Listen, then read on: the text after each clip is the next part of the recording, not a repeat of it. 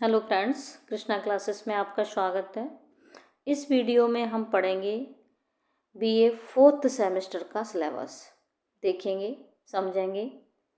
जैसा कि हमें ये दिखाई दे रहा है, year second, semester fourth, subject English, और कोर्स टाइटल का मतलब आपके सिलेबस का जो टाइटल है वो है इंडियन लिटरेचर इन ट्रांसलेशन। देखिए, ट्रांसलेशन आई गई। जिस ट्रांसलेशन की बच्चों को जिस ट्रांसलेशन का बच्चों को इंतज़ार था वो ट्रांसलेशन आखिर आ ही गई। कॉलेज में बच्चे कहते थे कि मैम हमने थर्ड सेमेस्टर के भी एग्ज़ाम दे लिए बट अब तक ट्रांसलेशन नहीं बिल्कुल दी गई है। पोइट्री पढ़ ली, प्रोज पढ़ ली, ड्रामा पढ़ लिया, सब कुछ पढ़ लिया, लेकिन ट्रांसलेशन नहीं आई है। देखो, इस सेमेस्टर में आपकी में ट्रांसलेशन आई है।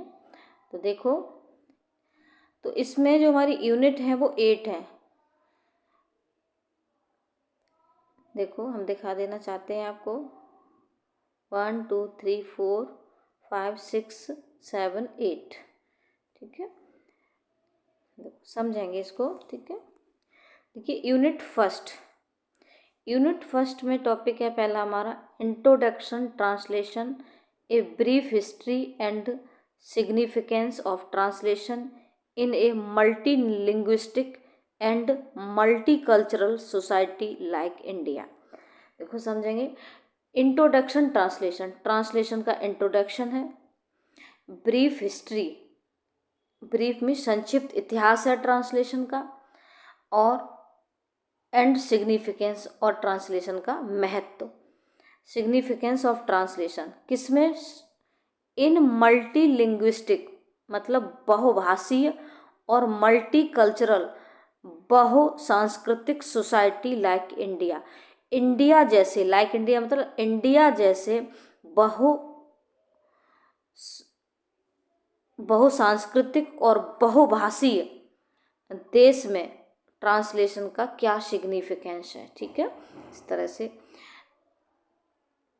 और देखो, सेकंड है आपका ये टॉपिक लिटरल ट्रांसलेशन और versus free translation. Literal translation का मतलब होता है वर्ड टू वर्ड अनुवाद या एग्जैक्ट अनुवाद, द एग्जैक्ट मीनिंग। ठीक है, और एक होता है फ्री ट्रांसलेशन। फ्री ट्रांसलेशन का मतलब होता है किसी भी वर्ड का मतलब एग्जैक्ट अनुवाद न बता करके उसको बस बात को, यू आर फ्री मतलब बात समझ में आ जानी चाहिए आपके कि क्या कहना मतलब क्या बात कही गई है यहाँ पर। और यहाँ लिटरल का मतलब होता है एग्जैक्ट मीनिंग, बिल्कुल उसी का, या वर्ड टू वर्ड अर्थ कह लीजिए, अनुवाद कह लीजिए। सेकंड यूनिट है using tools of technology for translation, computer, mobile, translation software और translating different kinds of texts with different levels of complexity and for transliteration. ठीक है, अब इसको समझेंगे। देखो क्या है ये यूजिंग टूल्स। यूजिंग का मतलब प्रयोग करो, टूल्स का मतलब डिवाइसेस, टेक्नोलॉजी की जो डिवाइसेस हैं उनका प्रयोग करना किसके लिए? फॉर ट्रांसलेशन के लिए, जैसे कंप्यूटर, मोबाइल्स। आजकल कितनी सुविधाएं हैं कि मोबाइल पर आप बोल देते हो किसी भी सेंटेंस को और इसका क्या अनुवाद होगा और उसका अर्थ निकल के आ जाता है। चाहे हिंदी टू इंग्लिश खोजना हो या English to Hindi, Hindi to English, कुछ भी करना हो। ठीक, कंप्यूटर, मोबाइल, इसका क्या यूज़ है? ठीक है, ट्रांसलेशन सॉफ्टवेयर और translating different kinds of texts. Translating करना different kinds of texts, different प्रकार की टेक्स्ट्स को ट्रांसलेटिंग करना with different levels of complexity, अलग अलग लेवल्स ऑफ कॉम्प्लेक्सिटी। कॉम्प्लेक्सिटी का मतलब जटिलता। विभिन्न डिफरेंट लेवल्स की जो कॉम्प्लेक्सिटी के साथ विभिन्न टेक्स्ट्स को ट्रांसलेट करना एंड ट्रांसलिट्रेशन। ठीक है, थर्ड यूनिट है फिक्शन। फिक्शन क्या होता है आप जानते हैं? स्टोरीज होती हैं, स्टोरीज विच इज इमेजिन्ड, मतलब नॉट रियल। जो स्टोरी क्या होती है, इमेजिन करके राइटर लिखता है और वो स्टोरी रियल नहीं होती है, वो फिक्शन स्टोरी कहलाती है। ठीक है, फिक्शन कहलाती है। तो फर्स्ट है हमारी, देखो रविंद्रनाथ टैगोर का है the home and the world. ठीक है, इसको ट्रांसलेट किया है सुरेंद्रनाथ टैगोर ने। ठीक है, और क्या है ये, अमृता प्रीतम की है पिंजर। ठीक है, अमृता प्रीतम की है पिंजर। तो पिंजर ये है एक, इस पर पिंजर एक फिल्म भी है, आप उसको देखेंगे तो ये समझ में आ जाएगा आपको इसका नोवेल का मतलब। हाँ, the skeleton and other stories. ठीक है, ट्रांसलेट किया है खुशवंत सिंह ने और इसका पब्लिकेशन ये है। ठीक है,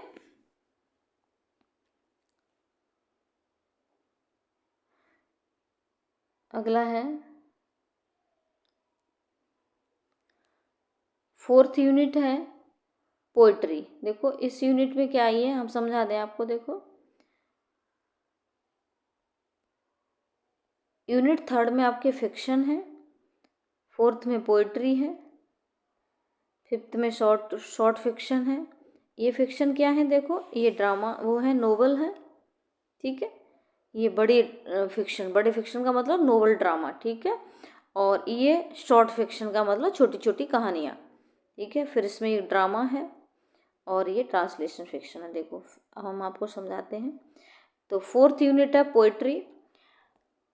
पोइट्री में है जयशंकर प्रसाद की है आंसू, हिंदी में आपने पढ़ी होगी। तो इसका हिंदी में जो अनुवाद है वो क्या है, द गार्डन ऑफ लोनलीनेस। इसको ट्रांसलेट किया है चार्ल्स J.S. वाइट ने और इसका जो पब्लिकेशन है दिल्ली मोतीलाल है, क्या है ये देख लेना आप, इसका ये पब्लिकेशन है, इस पर ये बुक मिलेगी यहाँ ये बुक। ठीक है, कबीर का है इंग्लिश राइटिंग ऑफ रविंद्रनाथ।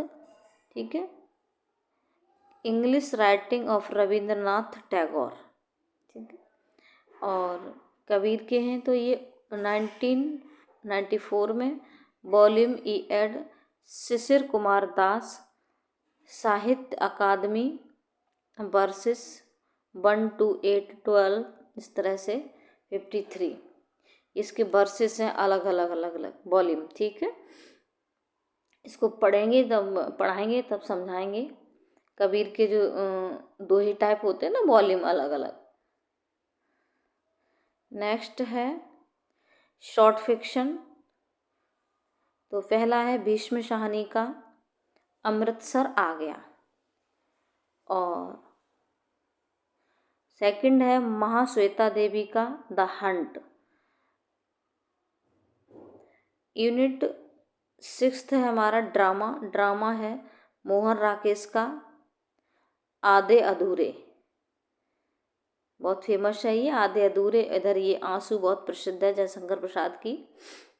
ठीक है, तो हाफ वे हाउस इसका सेकंड नेम है, और ये है विजय तेंदुलकर की कन्यादान। और इधर ये अब यूनिट आ जाती है हमारी unit 7 translation practice, 1 passage for translation Hindi to English. एक पैसेज दिया जाएगा आपको, हिंदी टू इंग्लिश करना है। ठीक है, तो आप बहुत आसानी से कर लेंगे क्योंकि 9th से लेकर के 12th तक, 9th 10th में 12th में ट्रांसलेशन हिंदी टू इंग्लिश करने के लिए आता है, इंग्लिश टू हिंदी करने के लिए आता है पैसेज इंग्लिश के पेपर में।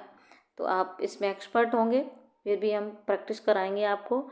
1 stanza for translation Hindi to English, और एक स्टेंजा आएगा। स्टेंजा का मतलब होता है, जैसे पैसेज का मतलब होता है गद्यांश, और स्टेंजा का मतलब होता है पद्यांश, मतलब पोइट्री का स्टेंजा। और ट्रांसलेशन हिंदी टू इंग्लिश, ये थोड़ा सा आपके लिए हार्ड पड़ेगा, क्योंकि पोट्री किसी भी पोएम के स्टेंजा को ट्रांसलेट करना थोड़ा हार्ड होता है, ठीक है।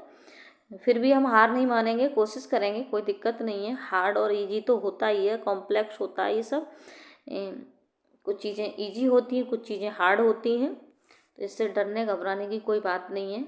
थोड़ा हार्ड पड़ेगा। तो देखेंगे यूनिट 8 में है translation practice.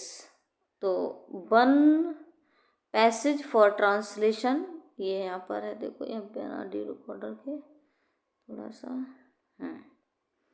1 passage for translation English to Hindi, यहाँ भी है। अब यहाँ क्या था, हिंदी टू इंग्लिश करवा रहा था, हिंदी टू इंग्लिश दोनों को।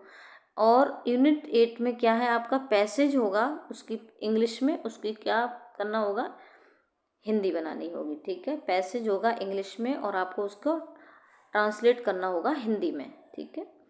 तो हिंदी टू इंग्लिश और इंग्लिश टू हिंदी पैसेज की आपके लिए बहुत बड़ी बात नहीं है, क्योंकि हम prose, poetry, short story, novel, drama ये सभी पढ़ते आते हैं, तो इंग्लिश टू हिंदी तो हम ट्रांसलेट करते ही आए हैं।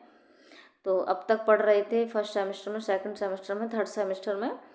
तो और यहाँ पर फिर आ जाता है वही स्टेंजा यूनिट 8 में सेकंड पॉइंट में, यहाँ बिना उसके देख लेंगे, ठीक है। थोड़ा नीचे आ गया, 1 स्टेंजा फॉर, लास्ट है दूसरा topic, 1 stanza for translation English to Hindi, ठीक है। यहाँ पर स्टेंजा जो होगा इंग्लिश में होगा और उसको हिंदी में अनुवाद करना होगा उसका। देखिए यहाँ थोड़ा सा हार्ड पड़ेगा आपके लिए। यहाँ यूनिट 7 में stanza for translation Hindi to English, ठीक है। जो पोएम का हिंदी की पोएम का किसी का स्टेंजा दिया होगा, उसको ट्रांसलेट करना होगा आपको इंग्लिश में, ठीक है। तो ये थोड़ा सा हार्ड पड़ेगा, ठीक है, क्योंकि बहुत सारी पोएम है हिंदी में, आप पढ़ी होंगी आपने, तो उसको, लेकिन यहाँ पर तो थोड़ा सा इतना हार्ड नहीं पड़ेगा। ये स्टेंजा है ना, ये 1 stanza for translate English to Hindi, क्योंकि इंग्लिश से हिंदी थोड़ा बनाना इजी हो जाती है। ये कम उसको पढ़ेंगे स्टेंजा को तो समझ में आता है, ये थोड़ा इजी पड़ेगा इससे, ठीक है। ये बात ठीक है। इस तरह से यूनिट हमारी कितनी है, 8 हैं, और बहुत अच्छे से हम इसको कोशिश करूँगी कवर कराने की, ठीक है। थैंक यू, जय हिंद, जय भारत। और आप अपने जो सहपाठी हैं, आपके क्लासमेट्स हैं, उनको बता दीजिए कि 4th सेमेस्टर का सिलेबस आ गया है, ने अपलोड कर दिया है, आप उसको देखिए और पढ़ाई स्टार्ट कर दीजिए। बुक्स मार्केट में अवेलेबल कहीं हैं, कहीं हो जाएंगी, आप उनको ख़रीद लीजिए, ठीक है, और पढ़ाई स्टार्ट कर दीजिए। थैंक यू, जय हिंद, जय भारत।